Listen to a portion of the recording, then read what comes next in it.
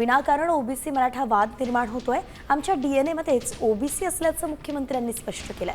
दिवाळीनंतर भुजबळांची भेट घेणार असल्याचंही ते म्हणाले। तर विखे आला आणि महाराष्ट्रात विखार पसरवून गेला असा हल्लाबोल भुजबळांनी केला होता। तो विखे कसा काय आला? विखे आला आणि सगळ्या महाराष्ट्रामध्ये विखार पसरवून गेला। बरं गेला तर गेला, ते जे काही तुमचं हे आहे ना, GR काढला,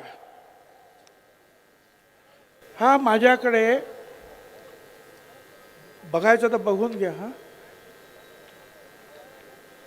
हे प्रमाणपत्र आहे जातीचं। 3 ऑक्टोबर 25ला सकाळी अर्ज केला, त्याच दिवशी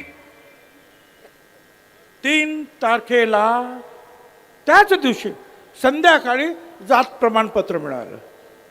एवढे फास्ट कसे झाले तुमचे हे अधिकारी?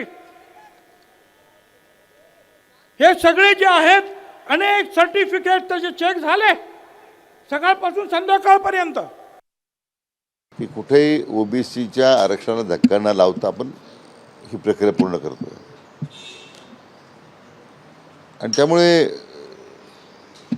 विनाकारण ओबीसी समाजाच्या ओबीसी विरुद्ध मराठा असं का ते निर्माण होतोय मला अजून काही लक्षात नाही येत नाही।